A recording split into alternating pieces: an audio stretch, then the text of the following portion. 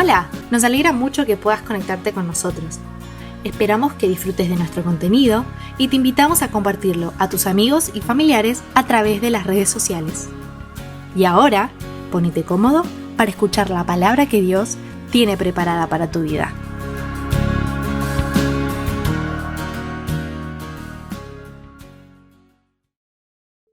Porque tú fuiste inmolado y con tu sangre nos has redimido para Dios, de todo linaje y pueblo y nación y lengua, y nos has hecho para nuestro Dios reyes y sacerdotes, y reinaremos sobre la tierra. Y miré y oí la voz de muchos ángeles alrededor del trono y de los seres vivientes y de los ancianos, y su número era millones de millones, que decían a gran voz: el Cordero que fue inmolado es digno de tomar el poder, las riquezas, la sabiduría, la fortaleza, la honra, la gloria y la alabanza. Y todo lo creado que está en el cielo y sobre la tierra y debajo de la tierra y en el mar, y a todas las cosas que en ellos hay, oí decir al que está sentado en el trono y al Cordero sea la alabanza, la honra, la gloria y el poder por los siglos de los siglos. Por eso nos reunimos en esta mañana espiritualmente, porque aquel que habita en nosotros, el Espíritu de Dios, hace que seamos la iglesia de Cristo, expresando esta alabanza, esta adoración, esta honra a aquel que dio su vida por nosotros. Sí, mi hermano, mi hermana, allí en tu hogar tú eres la iglesia de Cristo, y ese sitio, ese lugar, ese ámbito de tu casa, en este momento, por la presencia del Espíritu de Dios, se transforma en un lugar de adoración. En esta visión que ve Juan, que está en el Apocalipsis, Juan ve que todo lo creado, en todas partes, en el cielo, en la tierra, en el mar, todo lo que en ellos hay, dice el texto bíblico, se habían unido para dar honra a Dios. No hay espacio, no hay lugar que nos haga iglesia. El Espíritu de Dios que vive en nosotros nos hace a cada uno de nosotros templo de Dios. Por eso, por más que lo estés mirando por una pantalla, un celular, una tablet, el televisor, no sé, ¿qué estás utilizando en este momento para estar en comunicación y en comunión con la iglesia? Está Dios en tu vida y te unes a esta gran adoración que toda la creación le da a este Dios de amor. Y ¿sabes qué? En esta mañana quisiera comenzar diciéndote lo que Juan ve. Él escucha que aquellos que han sido redimidos por la sangre de Cristo, comprados para Dios, dicen esto: nos has hecho para nuestro Dios reyes y sacerdotes, y reinaremos sobre la tierra. Yo no creo que la visión de Juan sea simplemente una ilusión poética, es una realidad. Es lo que espiritualmente tenemos que experimentar, mis hermanos, mis hermanas. ¿Saben por qué? Porque si no, nuestro corazón va a estar inclinado a buscar otra cosa. Tienes un lugar de autoridad en tu vida. Cristo, en gracia, te ha dado este lugar de autoridad. Eres un rey para Dios, eres una reina para el Padre. El sitio de tu vida no está en este mundo, simplemente estás para gobernar sobre todas las circunstancias y situaciones de tu vida. Sí, no eres de aquellos que al no conocer el amor de Cristo dependen de sus circunstancias. Vos sos una persona que puede transformar desde el espacio de autoridad espiritual que te ha dado Cristo todas las circunstancias en tu vida, en tu familia, y también en tu sociedad. Si no, no diría la palabra y reinaremos sobre la tierra. Es tiempo de que podamos asumir la identidad que tenemos en Cristo como iglesia. El Espíritu de Dios que vive en ti, el Espíritu Santo que vive en ti, te da esa autoridad. Es Cristo el que reina en tu vida, lo que te permite reinar sobre tus situaciones de tu vida. Basta de lamentos, basta de búsquedas equivocadas, basta de estar buceando a ver qué te hace feliz. Si no te hace feliz la presencia del Espíritu de Cristo, no hay nada que pueda reemplazar esa dicha y esa felicidad en tu vida. Anímate a creerle a Dios. En esta mañana decí: mi hogar es un templo para adorar a Dios, porque yo soy habitación del Creador de todas las cosas. El apóstol Pablo, viviendo situaciones muy difíciles, estando en la cárcel, podía llegar a decir: todo lo puedo en Cristo que me fortalece. Y esta es la realidad. Sean cual sean tus circunstancias o situaciones, hoy establecete en la palabra, por favor. Afirmate en la palabra y declara que el motivo de tu vida es darle adoración a aquel que te dio esta identidad. Sea bendito tu nombre, Señor, en cielo, en tierra, en los lugares de tu creación, en el hogar de cada uno de mis hermanos y hermanas. En este momento sea bendito tu nombre. Seas exaltado en verdad, Señor. Sea expresada para ti nuestra gratitud, nuestra alegría, nuestro asombro por la identidad que nos ha dado como hijos, como hijas tuyos. Señor, permítenos en este día tomar sabiduría e inteligencia de lo que tu palabra nos revela. Sea exaltado, bendito tu nombre en nuestras vidas. Nuestro corazón te adora. En el nombre de nuestro Salvador.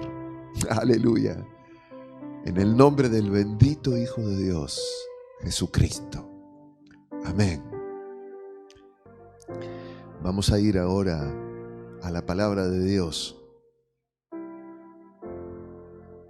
En Apocalipsis capítulo 3, versículo 14 al 22, dice el texto bíblico lo siguiente. Y escribe al ángel de la iglesia en la Odisea: he aquí el amén, el testigo fiel y verdadero, el principio de la creación de Dios, dice esto: yo conozco tus obras, que ni eres frío ni caliente. Ojalá fueses frío o caliente. Pero por cuanto eres tibio y no frío ni caliente, te vomitaré de mi boca. Porque tú dices: yo soy rico y me he enriquecido, y de ninguna cosa tengo necesidad. Y no sabes que tú eres desventurado, miserable, pobre, ciego y desnudo. Por tanto, yo te aconsejo que de mí compres oro refinado en fuego, para que en verdad seas rico, y vestiduras blancas para vestirte, y que no se descubra la vergüenza de tu desnudez, y unges tus ojos con colirio, para que veas. Yo reprendo y castigo a todos los que amo. Sé pues celoso y arrepiéntete. He aquí, yo estoy a la puerta y llamo. Si alguno oye mi voz y abre la puerta, entraré a él y cenaré con él y él conmigo. Al que venciere, le daré que se siente conmigo en mi trono, así como yo he vencido y me he sentado con mi Padre en su trono. Quisiera compartir con ustedes algunas imágenes, son pinturas de distintos autores. Están basadas en el versículo 20 de este pasaje que hemos leído. Y me gustaría invitarlos a que ustedes descubran un aparente error que se repite en las distintas imágenes de los distintos autores. Pero antes, vamos a leer nuevamente el texto del versículo 20, que dice: he aquí, yo estoy a la puerta y llamo. Si alguno oye mi voz y abre la puerta, entraré a él y cenaré con él, y él conmigo. Vamos a las imágenes.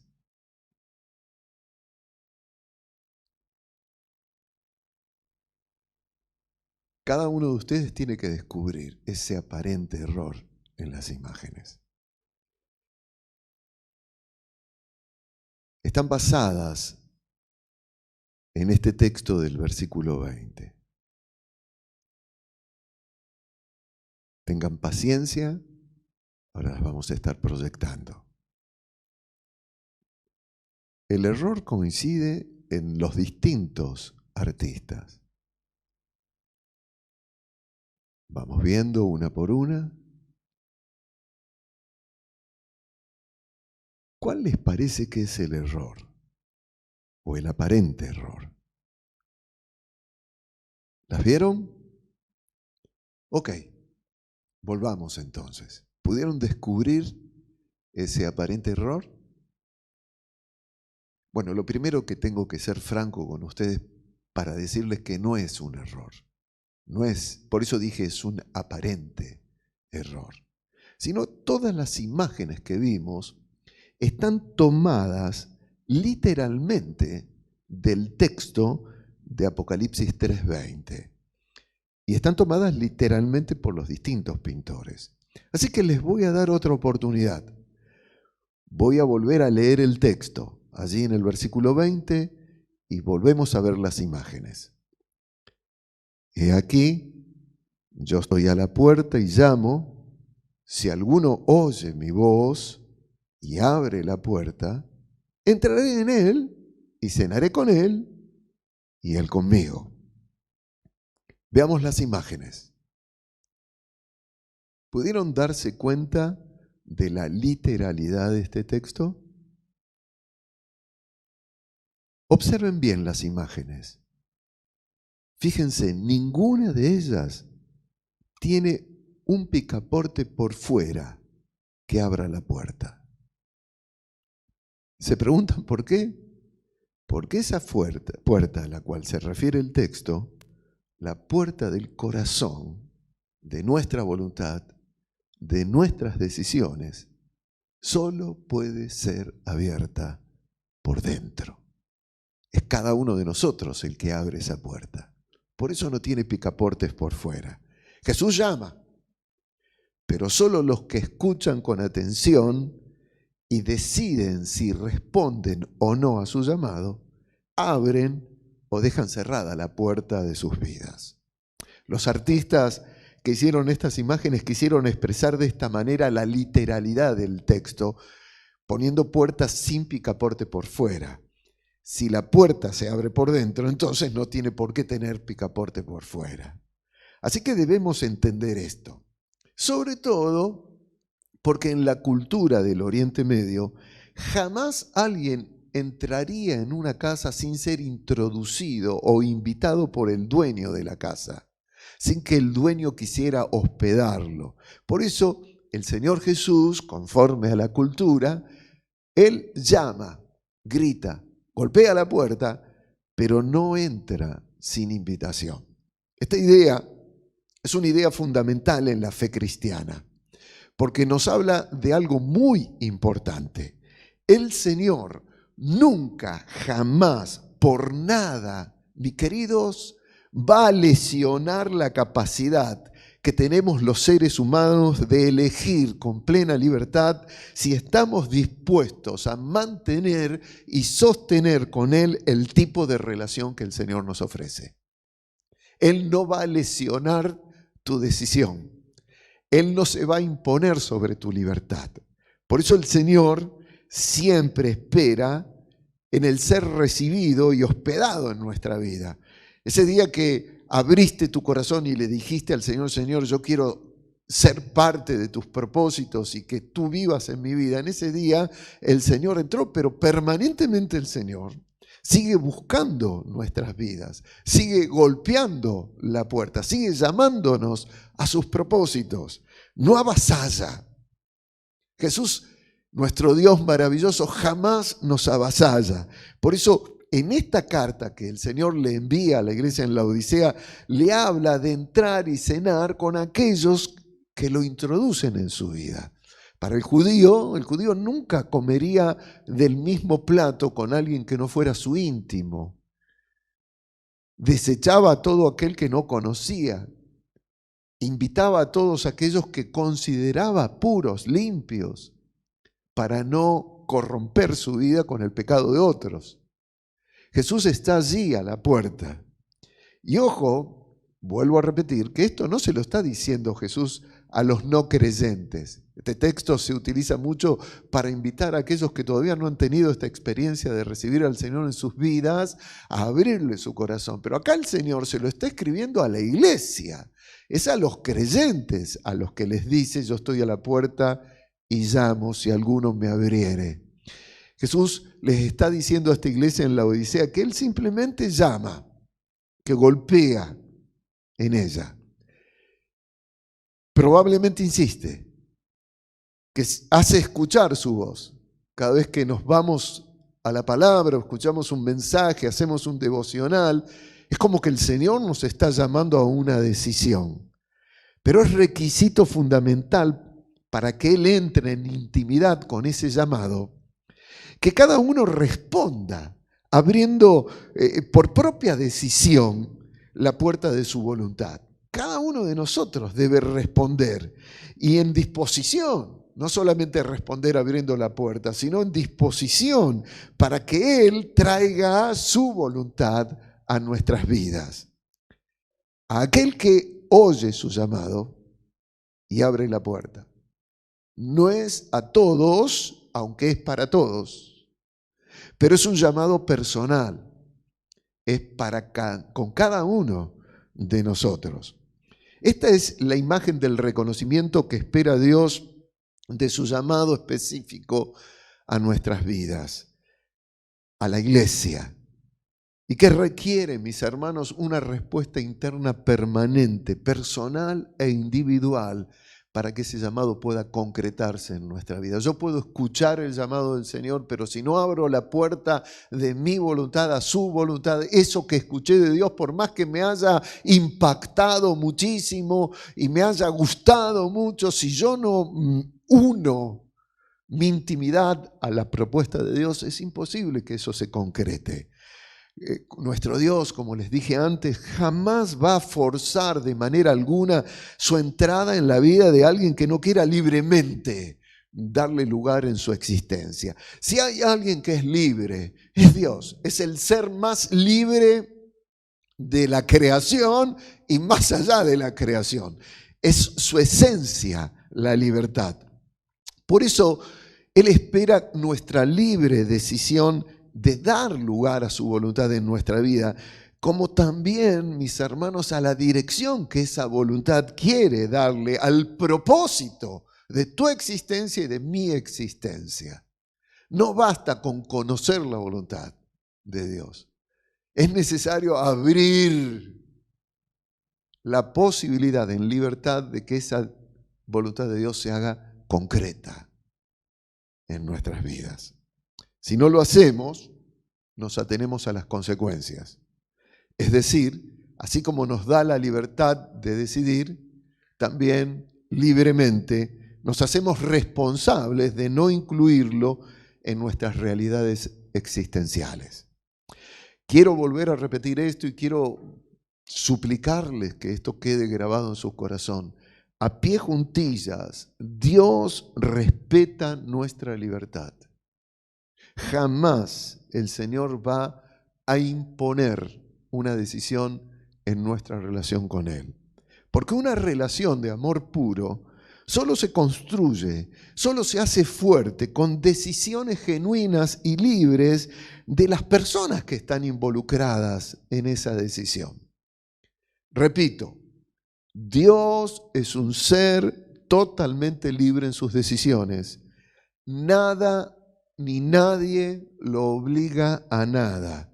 Y asimismo respeta y permite nuestras decisiones libres en lo que Él nos ofrece, aunque quizás Él podría obligarnos si quisiera. ¿Por qué? Porque es Dios de nuestra vida, es el dueño de nuestra vida. Pero no lo hace, aunque tiene el derecho de hacerlo, porque todo lo que existe le pertenece a Él. Dios no obliga a nadie a relacionarse con Él. Pero sí, mis hermanos, requiere nuestra total disposición. Repito, total disposición si es que deseamos de corazón intimar con su voluntad. Es un llamado al corazón. Golpea, llama, pero espera nuestra total disposición a recibir de Él su voluntad. Vamos a orar en este momento. Vamos a pedirle a Dios que nos guíe en esta mañana. Papá, ¿por qué nos diste la posibilidad de tener esta intimidad contigo? Nuestro Padre, porque es tu Espíritu en nosotros el que te dice papito, porque es la voz de tu propio Hijo en nosotros. Pero Señor, reconocemos en esta mañana que quizás hay áreas de nuestra vida que todavía no se han abierto a ti ni a tu voluntad. Puertas que permanecen cerradas en lo que nosotros deseamos, queremos, buscamos, anhelamos en nuestra vida. Padre, yo te pido en esta mañana que el Espíritu Santo siga golpeando, que esta palabra sea como un golpe tuyo, un llamado tuyo. Porque, Señor, no hay experiencia más sublime, más perfecta, más plena, más maravillosa y que traiga mayor gozo, seguridad y paz, que todas las áreas de nuestra vida te pertenezcan. Gracias por insistir, Señor. Gracias por seguir golpeando, pero gracias aún mucho más por no obligarnos, por no exigirnos, sino por darnos esta libertad de relacionarnos contigo en amor. Gracias, Dios, esto es asombroso. El Dios de toda carne, el Dios de toda vida, el Dios de los espíritus, el Creador, respeta nuestra libertad en decidir. Señor, permite que hoy tu iglesia, tu pueblo, que recibe esta palabra, incluido yo, Señor, por supuesto, yo el primero, podamos, Señor, ceder esos espacios que nos estás pidiendo para traer tu bendición en nuestras vidas. Oro en el precioso nombre de Jesús. Amén. Esta carta que vamos a ver hoy, y yo tengo un poquito de lástima, porque es la última carta de las 7 que escribe o que hace escribir el Señor Jesús a su siervo, el apóstol Juan, para las iglesias. Estuvimos ya viendo 6 cartas, pero esta es la última y me queda ese sabor de querer más, ¿no? 7 cartas en donde cada una de ellas tiene un mensaje de parte del Señor que apela a toda la iglesia y a cada uno de nosotros hoy. Porque aplicando las imágenes que recién vimos de ese Jesús golpeando la puerta, tiene que ser abierta el área de aquello que llama el Señor por cada uno de nosotros. Es decir, aunque estas cartas están dirigidas a toda la iglesia y a todas las iglesias, es necesaria una respuesta personal en la decisión de prestar atención, escuchar y luego decidir si se acepta ese llamado que propone Jesucristo. Si alguno oye mi voz y abre la puerta, eso es lo que dice el Señor. Básicamente, estas cartas sirven, por un lado, para afirmar a las iglesias en la tarea y en el servicio que el Señor les ha pedido. Pero por el otro lado, estas cartas sirven para que el Señor les proponga cambios y transformaciones por cosas que el Señor está viendo en las iglesias que no están funcionando conforme a lo que Él quisiera que funcionen. Vamos a hacer un pequeñísimo repaso. Vimos que a la iglesia en Éfeso, Jesús la alaba porque la iglesia perseveró en su fe, pero también le reprocha porque la iglesia perdió su pasión, ¿se acuerdan? El Señor le pide que vuelva a su primer amor, que vuelva a recuperar su primer amor. Cuando vimos la iglesia en Esmirna, vimos que el Señor la alaba a la iglesia porque la iglesia se sostiene en medio de la tribulación, pero también el Señor la llama a permanecer fiel hasta la muerte. A la iglesia que estaba en Pérgamo, el Señor le reconoce el valor de no negarle, aún sufriendo la muerte de algunos mártires. La iglesia no le niega, pero el Señor le pide a la iglesia en Pérgamo que no permita que las herejías comprometan la verdad acerca de la persona de Cristo. A la iglesia de Tiatira le reconoce sus obras, le reconoce su amor, su fe, su servicio. Aún más le dice, ahora son más estas cosas que antes, pero le pide a la iglesia que siga constante, sobre todo porque el Señor está viendo que está volviéndose mundana la iglesia. A la iglesia en Sardis, el Señor Jesús le reclama su apariencia. Tienes nombre de que vives, pero estás muerto. Y le llama a afirmar lo que aún le quedaba, lo poquito que le quedaba a la iglesia. Le pide, recuperalo, afirmalo. A la iglesia en Filadelfia no hay reclamo alguno. El Señor solamente tiene palabras de elogio para esa iglesia y le propone ser una puerta abierta para el Evangelio a toda su sociedad y a toda esa región. Y finalmente, mis hermanos, nos encontramos hoy con esta iglesia, la iglesia en Laodicea, una iglesia a la que el Señor considera demasiado atraída solo por los valores de vida que la llevan a ser una iglesia tibia, una iglesia conformista, distraída. Una iglesia, la iglesia en Laodicea, que solo pensaban cómo poder satisfacerse a sí misma. Una iglesia que estaba tan ajena a los propósitos del Señor que no tiene nada, fíjense qué interesante, ni siquiera como lo tenía la iglesia en Sardis, que estaba como muerta, por conservar o afirmar. La iglesia en Laodicea está perdiendo todos sus valores como iglesia, demasiado atraída en satisfacerse a sí misma. Es bastante gráfica la comparación que el Señor usa para hacerles saber a esos creyentes en Laodicea lo que Él experimentaba de esa relación que ellos le ofrecían.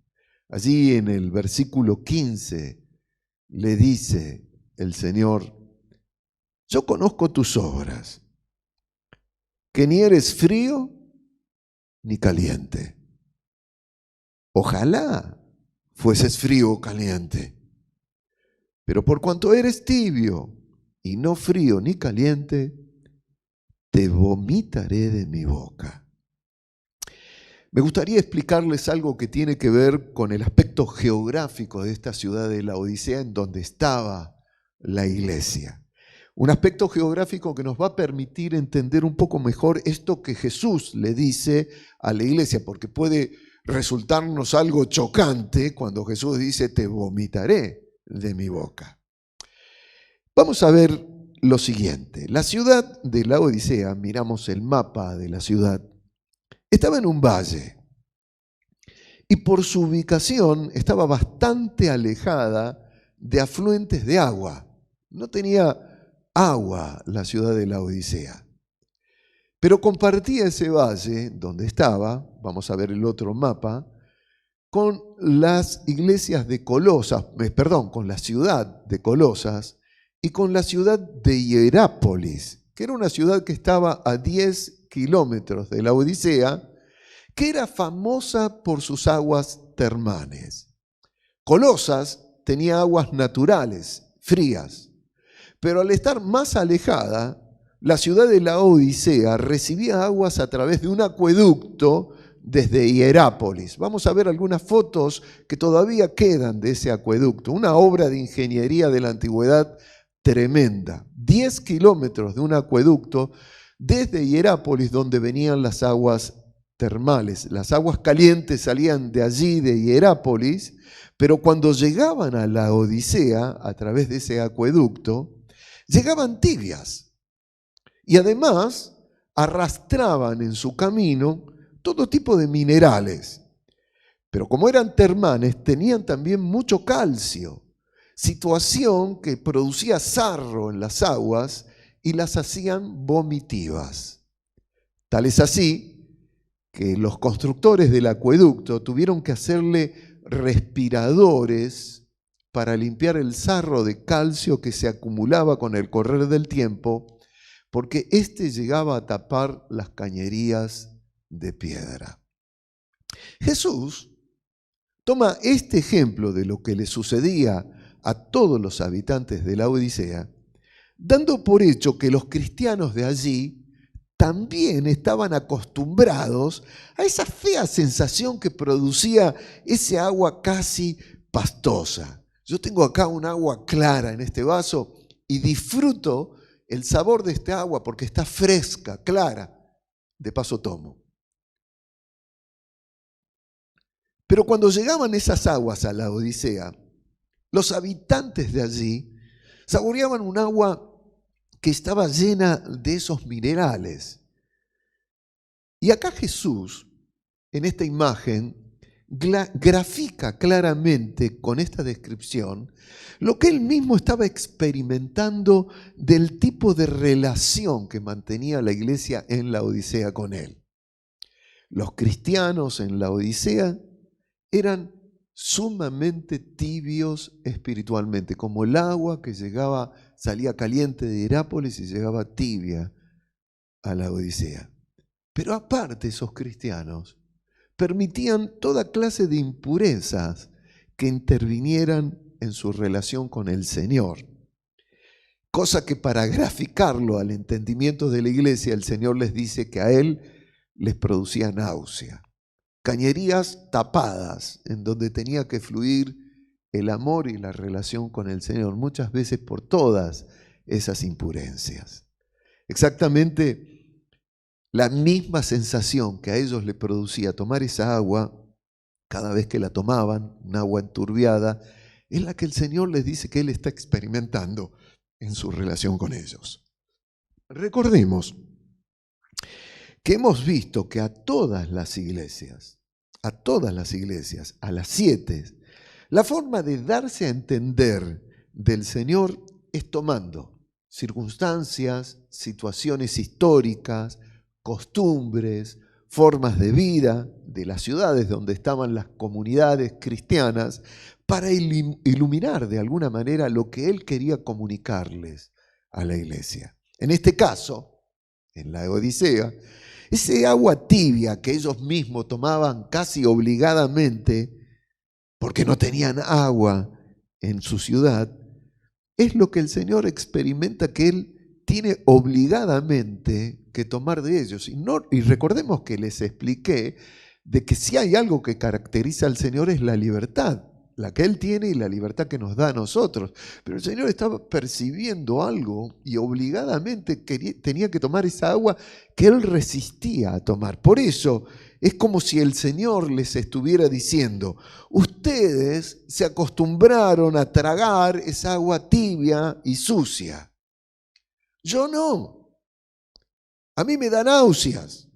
No quiero mantener y tragarme ese tipo de relación indiferente de parte de ustedes. Estoy esperando de parte de ustedes algo distinto. Aspiro a que tengamos otro tipo de relación. Les cuento algo curioso que me pasó los otros días, que quizás también sirva para iluminarnos esto que estamos viendo en esta mañana. Hubo un poco de calorcito y uno cuando ya hay calorcito tiene ganas de tomar helado, ¿no? Y tomé un helado de frutillas. El color y el olor del helado era, creo, fantástico.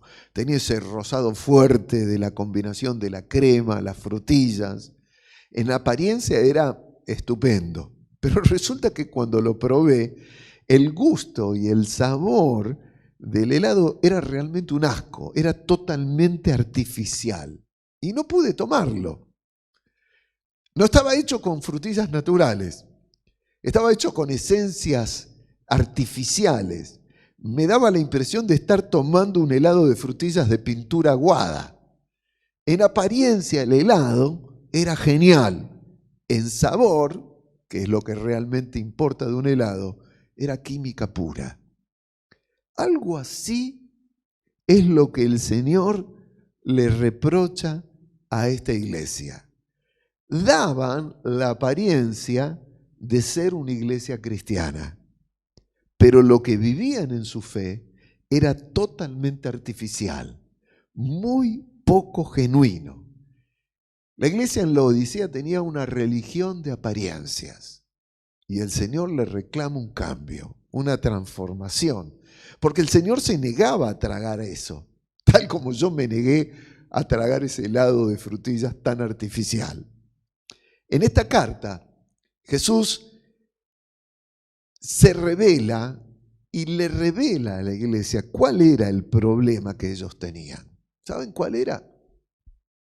Tenían una perspectiva de sí mismo totalmente errada, distorsionada.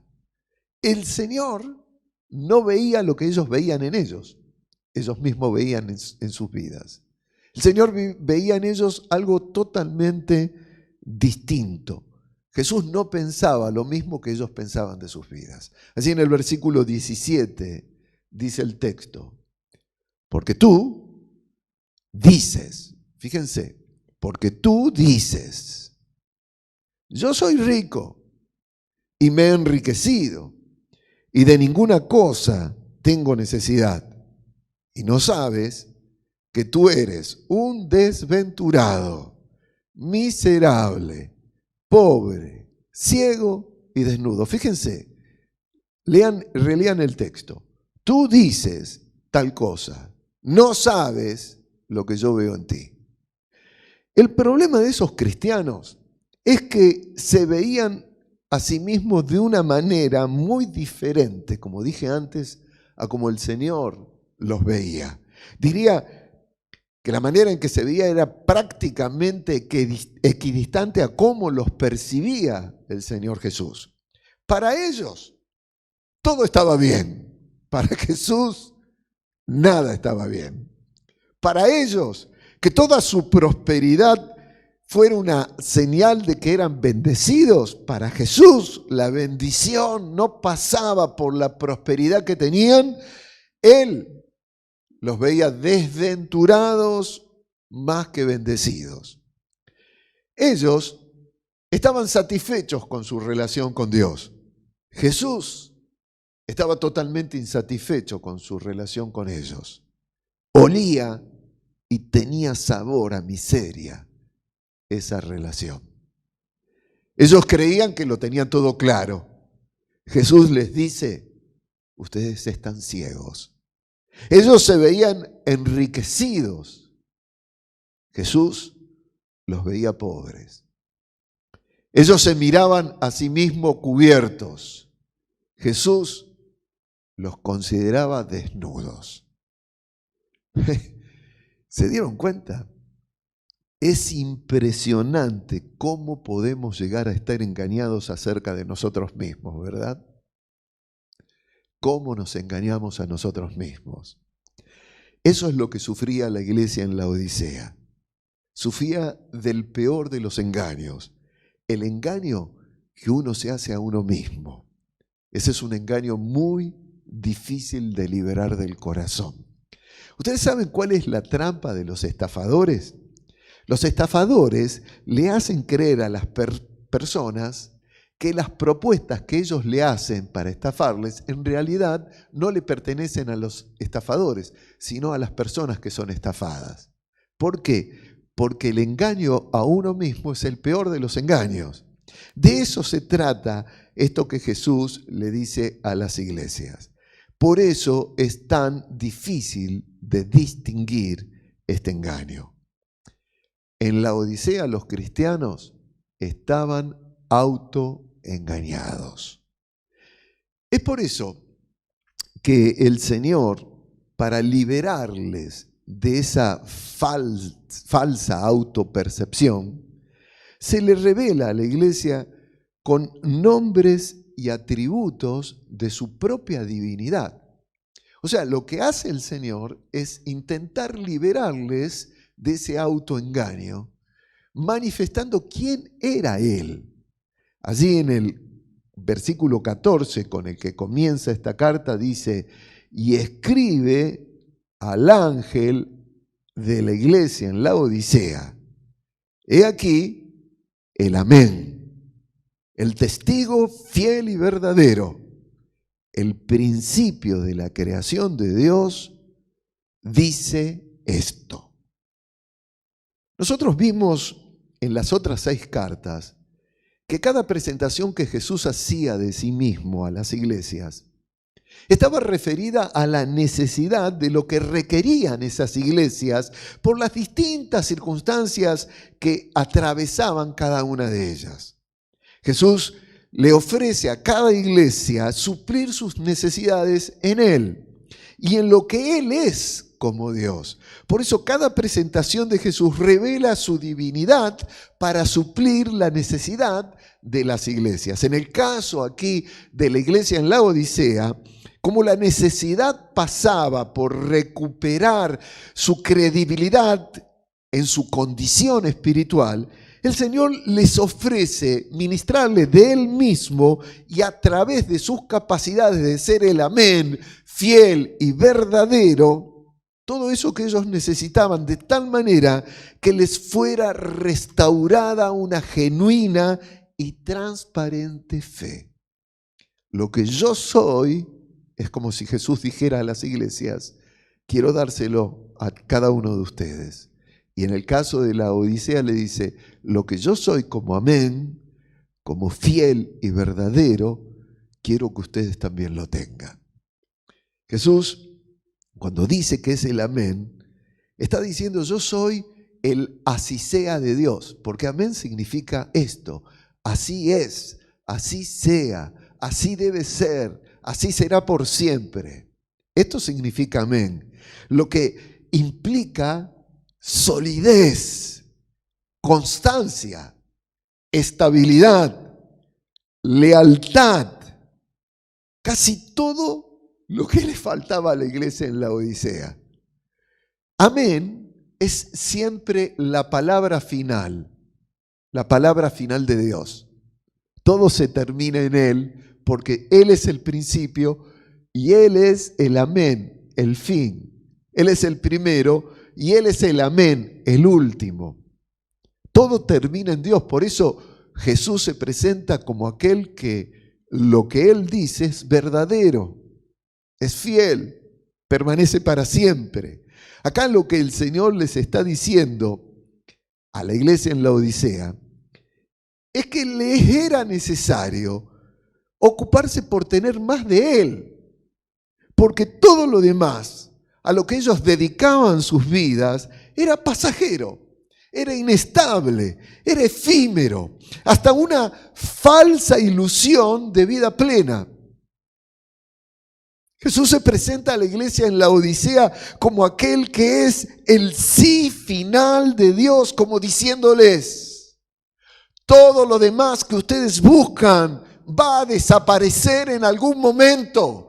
Todo aquello por lo cual ustedes se afanan tiene un tiempo limitado. no es el final de sus vidas. El final de sus vidas está en lo que yo tengo para con ustedes. Yo soy el amén, yo soy la palabra final de Dios, yo soy la propuesta final para sus vidas. También el Señor les expresa en esta presentación, como vimos recién, que Él era el verdadero y fiel, o fiel y verdadero. Una idea que podemos encontrar de la persona de Jesús, que la vamos a ver recorriendo todo el libro de Apocalipsis. Vamos a encontrar en Apocalipsis, su nombre es fiel y verdadero. Entonces vi el cielo abierto y he aquí un caballo blanco y el que lo montaba se llamaba fiel y verdadero y con justicia juzga y pelea. Apocalipsis 19:11. Apocalipsis 21:5, sus palabras son fieles y verdaderas. Y el que estaba sentado en el trono dijo, he aquí, yo hago nuevas todas las cosas. Maravilloso Dios. Y me dijo, escribe, porque estas palabras son fieles y verdaderas. Apocalipsis 16:7, sus juicios y caminos son fieles y verdaderos. También oía otro que desde el altar decía, ciertamente, Señor Dios Todopoderoso, tus juicios son verdaderos y justos. Amados, ¿qué quiere decir todo esto? ¿Qué quiere decir que Jesús se presente como el Dios fiel y verdadero? Quiere decir que todo lo que Jesús es y que todo lo que Jesús habita, nada es simulado, nada es falso, nada es artificial. Todo en Él es genuino, estable, incambiable, leal, firme, sólido, permanente, totalmente honesto. Jesús es el verdadero garante de todas las promesas de Dios para con su pueblo. Dice el apóstol Pablo escribiéndole a los Corintios en su segunda carta, porque todas las promesas de Dios son en Él, en Jesús, sí, y en Él, amén, por medio de nosotros, para la gloria de Dios, por medio de nosotros. Él es el amén que hace estable nuestra vida. Él es el fiel y verdadero que hace que nuestra vida sea sólida, sea permanente, sea honesta, sea genuina. Él hace que todo lo que en nosotros se manifieste de Dios sea estable, sea para siempre, sí, para siempre. Él ha venido a nuestra vida para darnos una calidad de vida como la que Él tiene. Por eso sus atributos les son ofrecidos a la iglesia en Laodicea de esta manera. Abundan en mí, pero abundan para ustedes. Aquí también el Señor se presenta como el principio de la creación de Dios. ¿Y cuál es la relación de este atributo de la deidad con la actitud tibia y la necesidad de la iglesia en la Odisea? Sencillamente, que el Señor estaba dispuesto a generar en ellos todo lo que necesitaban para cambiar su actitud.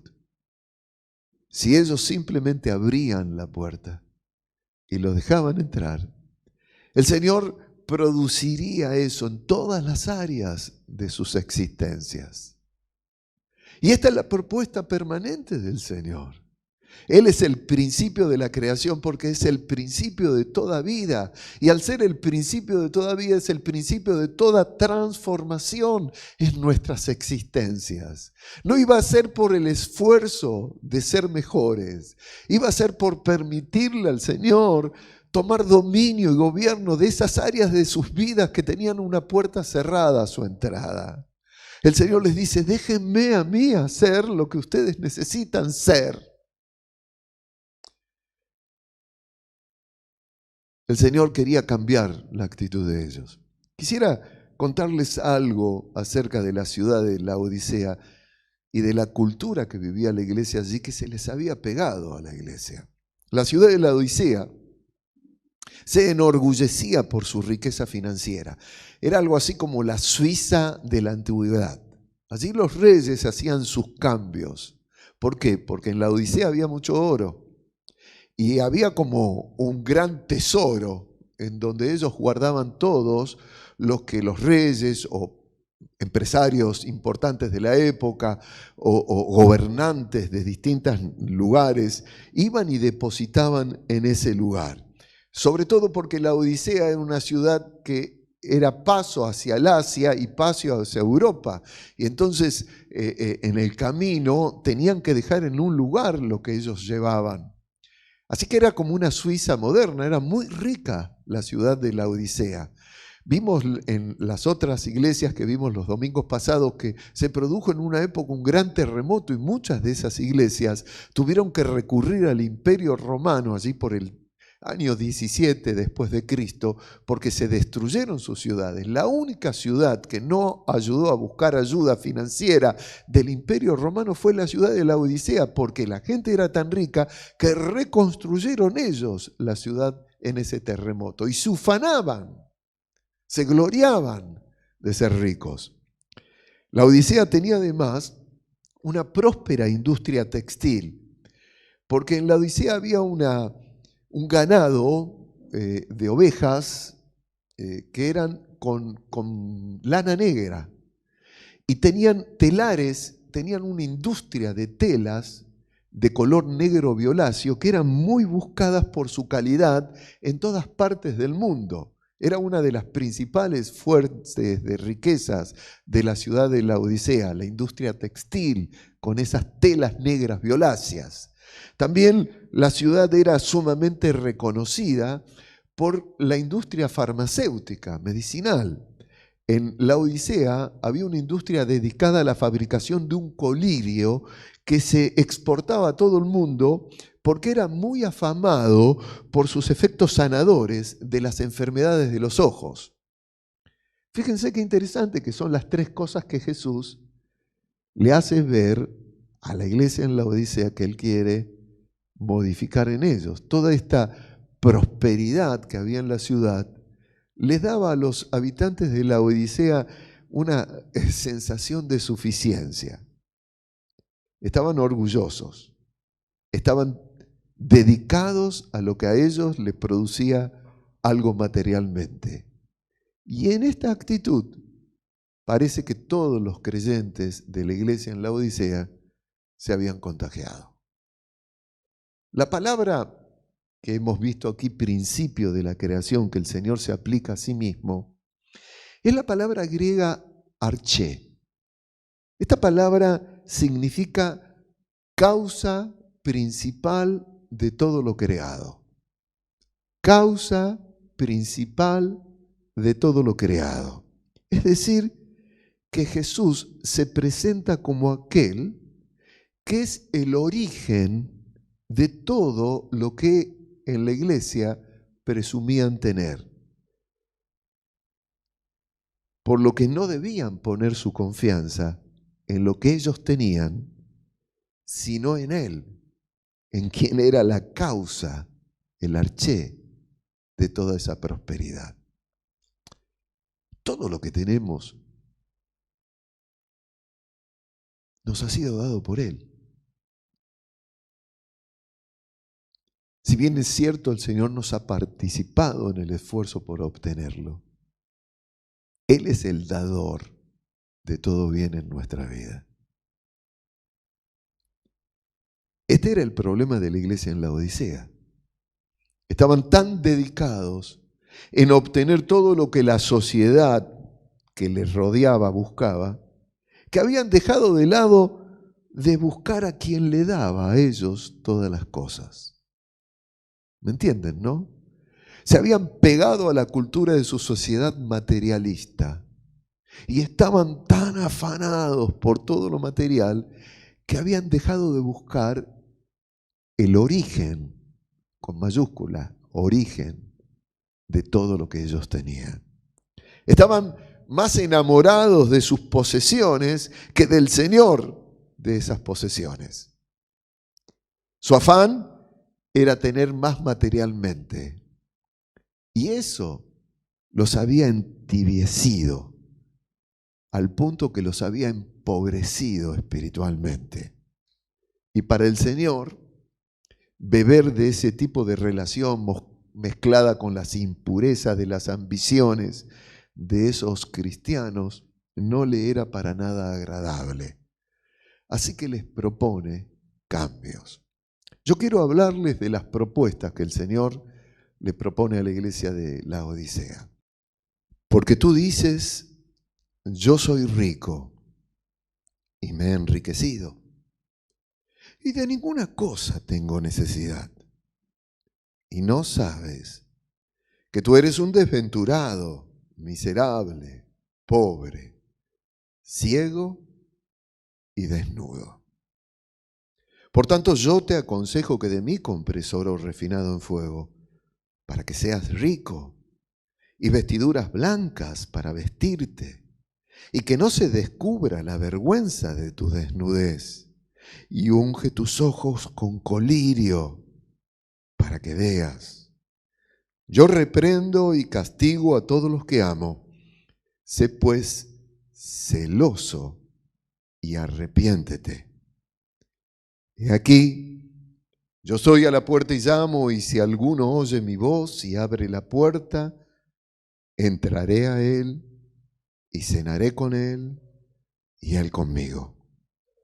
Al que venciere, le daré que se siente conmigo en mi trono, así como yo he vencido y me he sentado con mi Padre en su trono. Me acuerdo de este pasaje, leo este pasaje y me acuerdo de ese himno que dice, pon tus ojos en Cristo, tan lleno de gracia y verdad o amor, y lo terrenal sin valor será a la luz del glorioso Señor. ¿A dónde tenían puestos sus ojos los cristianos en la Odisea? El Señor les hace una propuesta.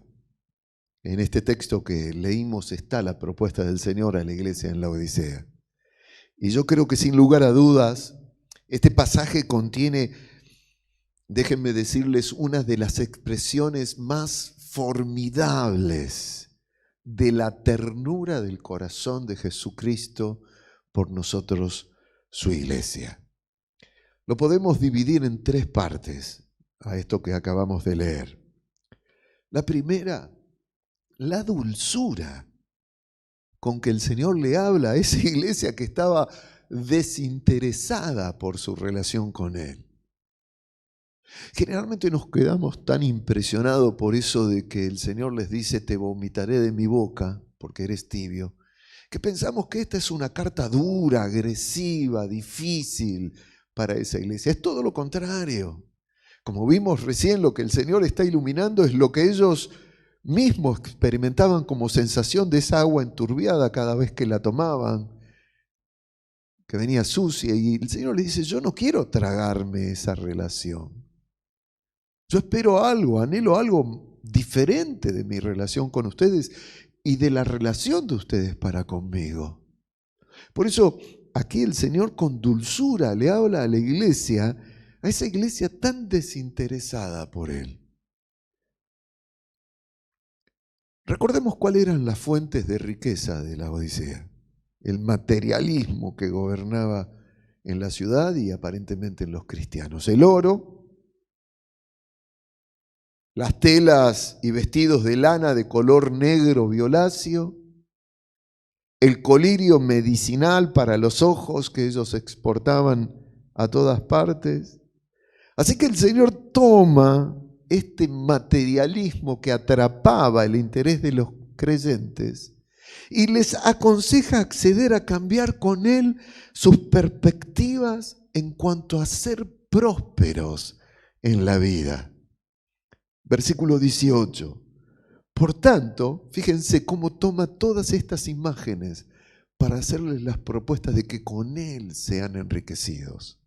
Por tanto, yo te aconsejo que de mí, la disposición del Señor de darles lo que a Él le pertenecía a ellos, que de mí compres oro refinado en fuego, para que en verdad seas rico, y vestiduras blancas, no las negras, para vestirte vestiduras de santidad, de pureza, de honestidad, de fidelidad, de gozo, y que no se descubra la vergüenza así de tu desnudez. Y ese colirio que fabricas para exportar, en lugar de eso, ven a mí y unge tus ojos con el colirio que yo te daré para que veas todo lo que le pertenece a Él en su santidad, en su hermosura, en su majestad, en su pureza, en su nobleza, en su riqueza, en su gloria, sí, en su gloria. Se le ofrece a esa iglesia que estaba tan distraída en su relación para con Él. ¿No les habla esto de ternura, de generosidad, de abundancia de amor en el corazón del Señor por esa iglesia? Lo segundo es lo que vimos al comenzar. El Señor les propone una nueva relación. Jesús podría haberle dicho a esos creyentes, no va más, no va más. Esto no tiene arreglo.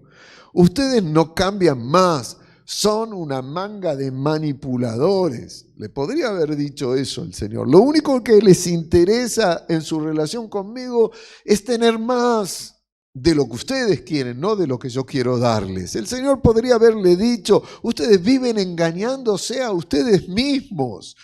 Son una plaga de ambiciosos que me buscan solo por el beneficio de lo que pueden obtener. E inclusive les podría haber dicho, váyanse a freír papas. No quiero saber más nada con gente que lo único que piensa es en satisfacerse con lo material. Sin embargo, y todo lo contrario, el Señor les declara su amor. Versículo 19, yo reprendo y castigo, disciplino sería la palabra aquí, a todos los que amo, a todos los que amo. Sé pues celoso y arrepiéntete.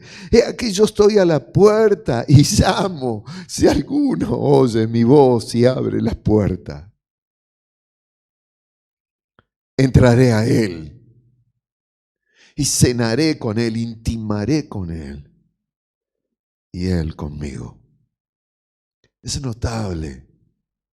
Les pide que cambien su perspectiva de vida, que recuperen su celo por él. Es como si le dijera, los extraño, los anhelo, los busco. Por eso la imagen de que estás llamando y golpeando la puerta.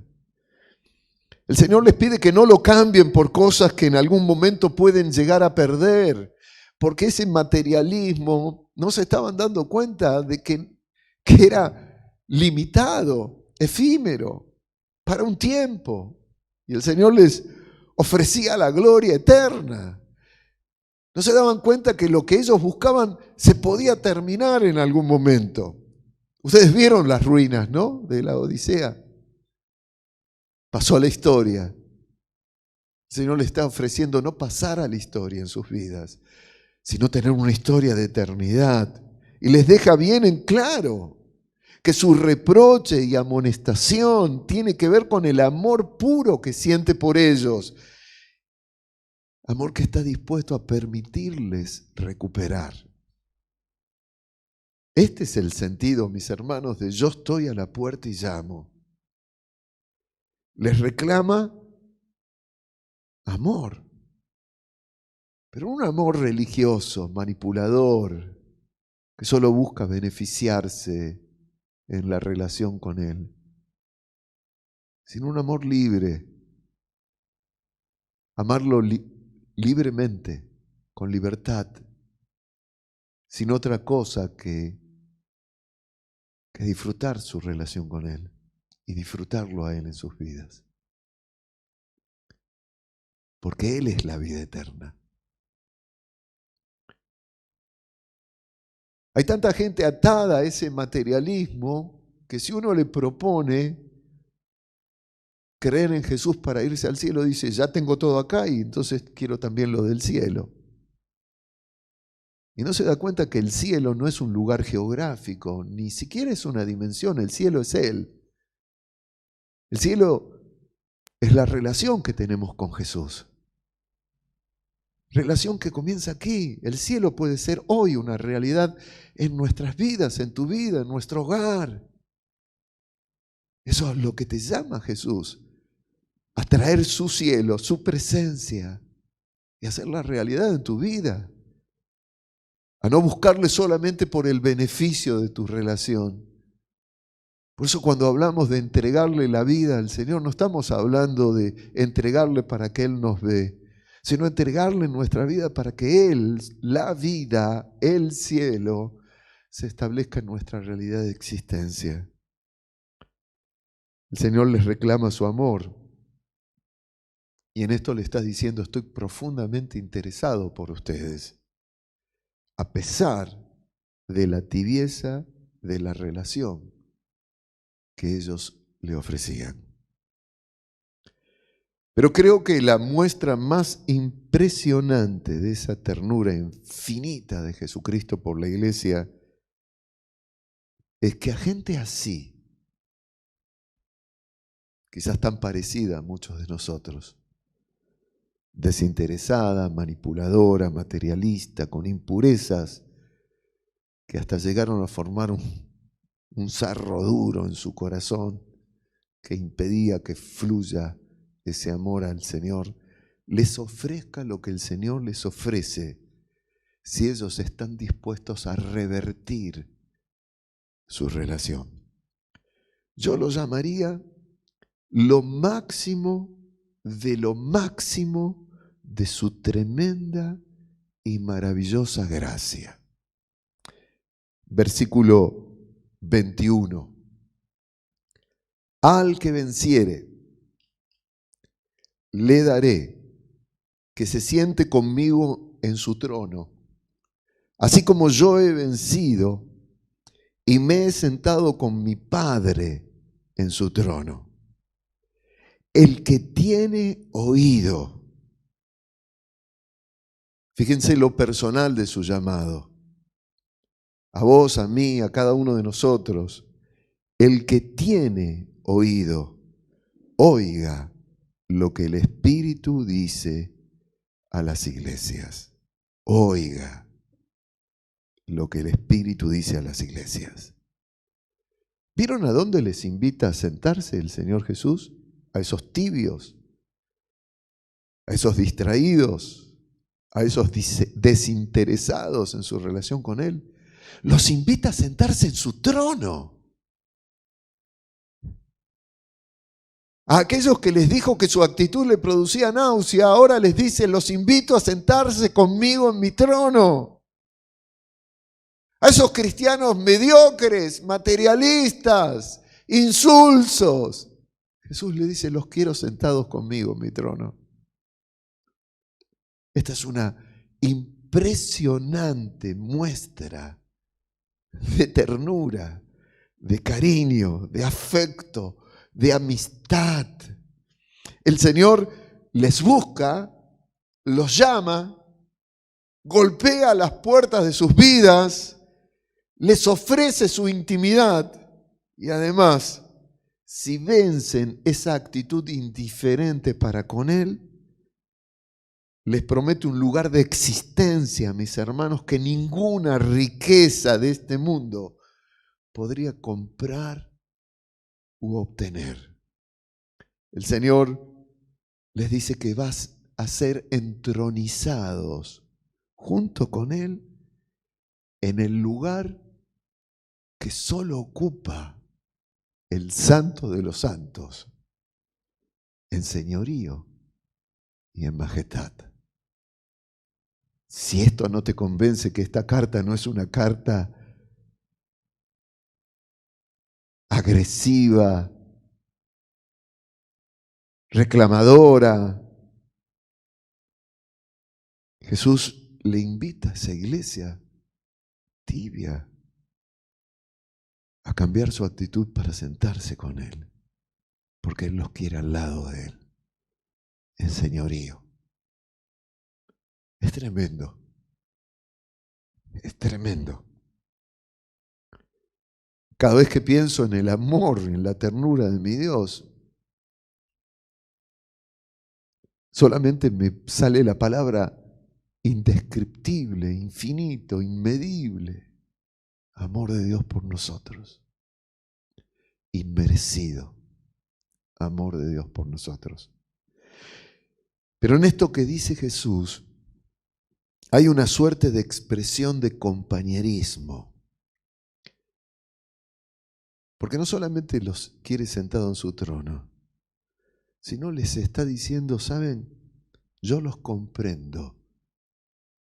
Comprendo la lucha que ustedes están teniendo. Al que venciere, le daré que se siente conmigo en mi trono. Y escuchen así. Así como yo he vencido y me he sentado con mi Padre en su trono. Así como yo he vencido. Jesús les está diciendo, yo tuve la misma lucha que ustedes. Yo pasé por lo que ustedes pasan. Yo sé lo que es ser atraído por lo material.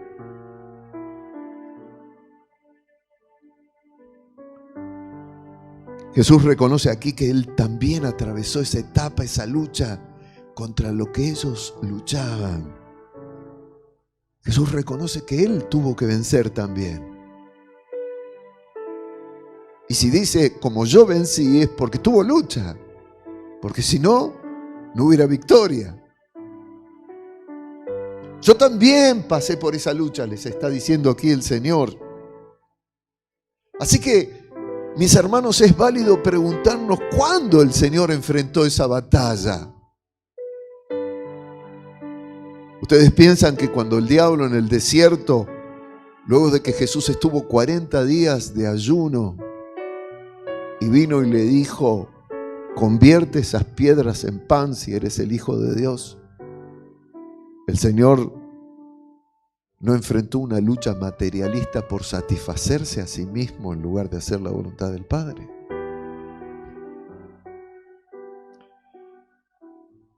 O cuando le mostró todos los reinos del mundo y le dijo, todos los reinos del mundo, todo esto te daré si postrado me adorares. El Señor no enfrentó la lucha, la batalla en su corazón por poseer todo el poder. Él se hizo como nosotros, fue tentado en todo como nosotros, dice la palabra, mas sin pecado.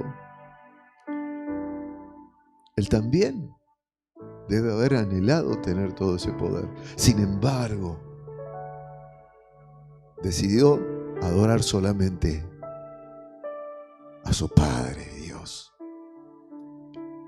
O cuando el diablo le dijo que si se tiraba del pináculo del templo, iban a venir los ángeles y lo iban a sostener. Y entonces toda la gente que estaba en el templo lo iba a aplaudir y se iba a volver un exitoso. ¿Ustedes creen que el Señor no luchó allí en su corazón por el éxito o la fama? Así como yo he vencido. Significa que Él pasó por todas estas etapas de nuestras batallas. Amados hermanos y hermanas. O cuando estando en la cruz y al pie de la cruz venían y se burlaban y le decían, si eres el Hijo de Dios, demostralo, salvate a vos mismo y creeremos en ti. ¿Ustedes piensan que en la cruz el Señor no tuvo la lucha de salir de allí y mostrarles a todos quién era? Podría estar largamente hablándoles en esta mañana de toda esa lucha contra la tibieza espiritual y la mediocridad que el Señor tuvo que vencer. Pero en todas vamos a poder comprobar que en esas luchas que enfrentó el Señor Jesús prevaleció su profundo, muy profundo anhelo de poder en todo lo que Él viviera priorizar su relación con el Padre y con la voluntad del Padre para con su vida. Jesús venció todas esas luchas priorizando la realidad de la voluntad de Dios.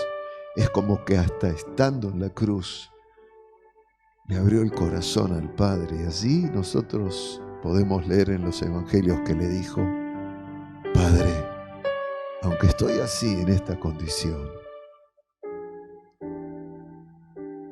te entrego mi espíritu, lo pongo en tus manos. En tus manos entrego mi vida. Jesús venció la tibieza, la mediocridad, el interés propio, el autosatisfacerse. Por eso le dice a esa iglesia, y quizás nos dice a nosotros en esta mañana: vení a mí, encontrá en mí lo que necesitas. Yo soy la palabra final, el amén de Dios. Yo soy el verdadero y fiel. Mis palabras son las que se cumplen. Busca en mí lo que necesitas, que soy el principio de la creación de Dios. Todo lo que tenés o lo que podés tener se origina en mí. Cambia tu mirada. Yo sé cuál es tu lucha. Yo vencí. Yo puedo ayudarte a vencer a vos. Y la carta termina como las otras cartas. El que tiene oído, oiga lo que el Espíritu dice a las iglesias. A todas las iglesias. Pero a cada uno de nosotros en lo personal. El que tiene oídos, oiga. ¿Cómo está tu relación con Cristo?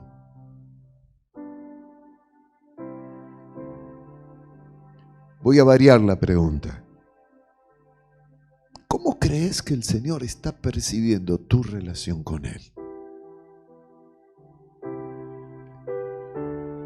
O podría preguntar: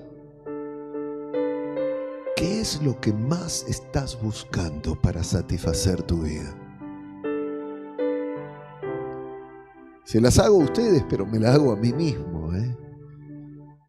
No me siento ajeno a lo que el Señor escribe en esta carta a las iglesias, porque es a cada uno de nosotros.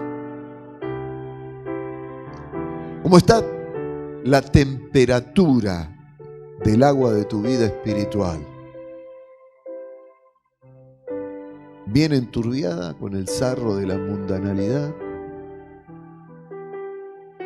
Qué formidable, ¿no?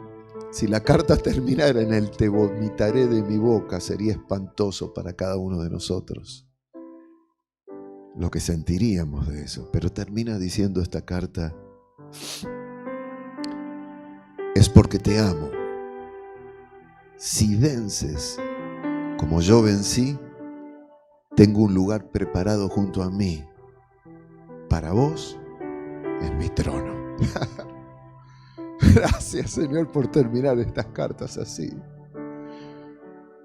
Sentarnos junto a Él en la dignidad de Él en nosotros, en su honor en nosotros, en su majestad en nosotros, en su gloria en nosotros.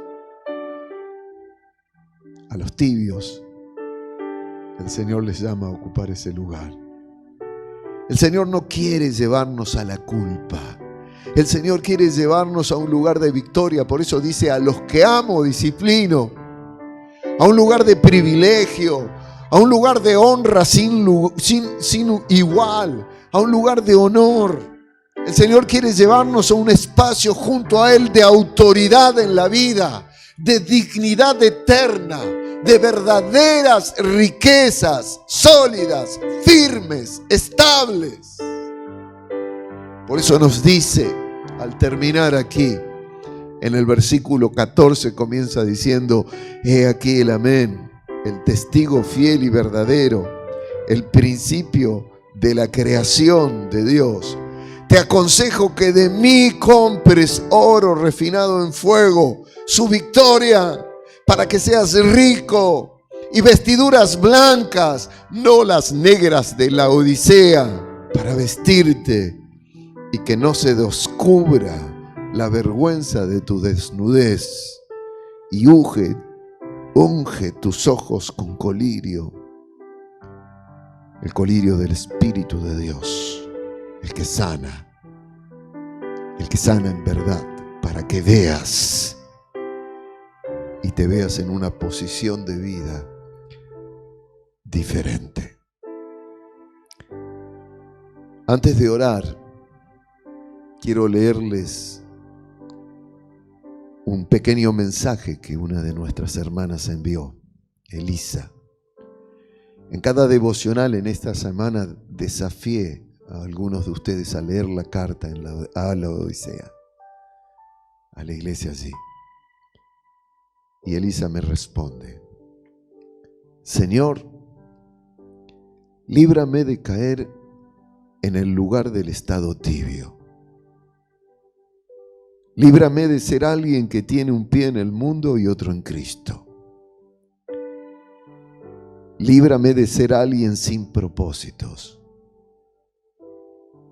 Líbrame de tener dos caras o estar dividida en mis creencias, valores y principios. Líbrame de creer que soy autosuficiente y arrogante. Ayúdame a tener confianza solo en tu persona, a tener necesidad de depender de vos y no poner mi confianza en las riquezas.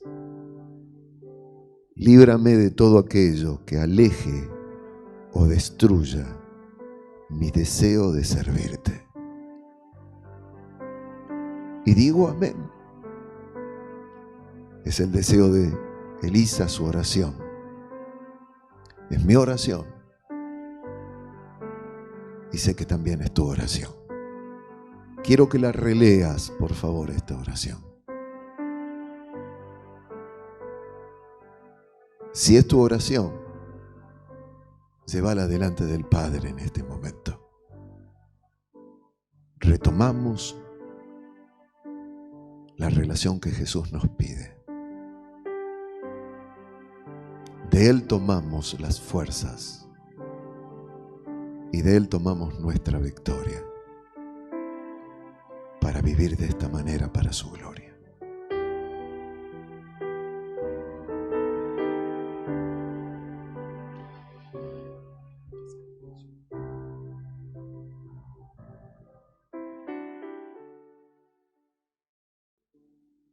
Como les dije antes, es una decisión.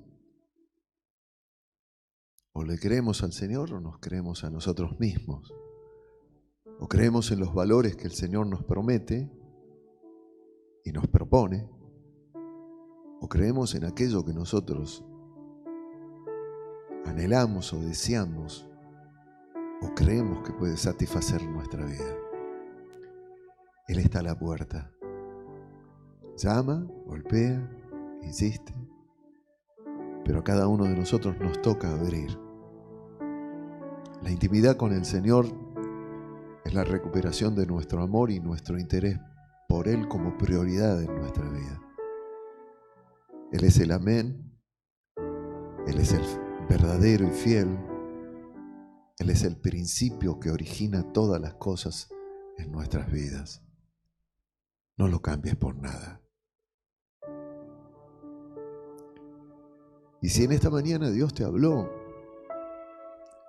o en las cartas anteriores que vimos, el Señor te habló, que tus decisiones no sean unas decisiones que se anulen por otras cosas.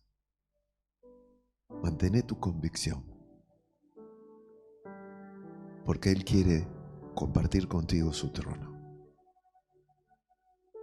Lo mejor de Dios está dispuesto para nosotros, su iglesia. Cada vez que ofrendamos al Señor, estamos expresándole al Señor que confiamos en eso, en lo que Él dice que somos. Hay un mundo que te dice que sos o que tenés que tener la forma que ellos dicen que trae satisfacción. Dios te dice, mi vida es la que va a satisfacer tu vida. Te invito a rededicar tu vida al Señor una vez más. Oramos. Y Señor, también queremos pedirte de manera especial por aquellas personas que estén padeciendo algún tipo de sintomatología por causa de este virus. Señor, que tú pongas un límite para que ellos se recuperen pronto, Señor, sus seres queridos, sus seres amados. Sabemos que hay algún tipo de situación en las obras misioneras que pueden estar afectando a tu iglesia. Allí también pedimos visitación, Padre, en el nombre de Jesús. Señor, y oramos también por nuestro país, que es un país tan rico, tan abundante en tantas cosas, y nos avergüenza, Señor, que en este tiempo estemos padeciendo esta pobreza que estamos padeciendo. Señor, queremos también producir una transformación en nuestra patria. Y Señor, entendemos que recuperando una relación fluida de amor contigo, en donde todo lo tuyo se manifiesta en nuestras vidas, podemos ser instrumentos para que otros también sean transformados por este amor y este poder que hay en tu nombre. Señor, pido que visites los hogares con señales, con prodigios, con milagros. Señor, tu nombre es el mismo por siempre. Tú eres el mismo ayer, hoy y por todos los siglos. Por lo tanto, Señor, podemos invocar tu gracia y tu poder y tu bendición en la vida de cada hogar que representa tu iglesia. Sí, Señor, gracias, gracias. Gracias por amarnos tanto. Gracias por el corazón tierno tuyo volcado hacia nuestras vidas. Gracias, Señor, porque en ti somos ricos.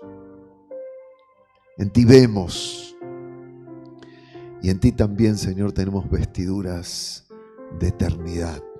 Gracias, Señor. Gracias por cubrir así nuestras vidas. Te alabamos en el nombre de Jesús. Amén, amén. Buena semana. Una semana llena del propósito de Dios para tu vida. Una semana renovada en tu relación con Él. Una semana disfrutando el amor de Jesucristo. Una semana donde el Espíritu de Dios traiga a tu vida un testimonio formidable de ese poder y de esa gracia. Y transformante en un instrumento de Dios para que otros también conozcan de este amor. Por favor, no te olvides de compartir el Evangelio. No te olvides de hablarles a otros quién es el Señor para vos. No te avergüences del Evangelio, porque es poder de Dios para salvación a todo aquel que cree. Sé un instrumento para que otros conozcan el amor de Jesucristo. Buena semana, la bendición de Dios en este día en tu vida. Mi hermano, mi hermana, un gusto haber estado con ustedes. Nuestro amor, el amor de la iglesia. Gracias por haber compartido este tiempo con nosotros. De todo corazón, esperamos que haya sido de bendición para tu vida. Ten presente que podés volver a escuchar los mensajes anteriores en nuestros canales de iVoox y Spotify. Y si te interesa, podés instalar nuestra aplicación donde encontrarás este tipo de contenido y más. Estamos para servirte.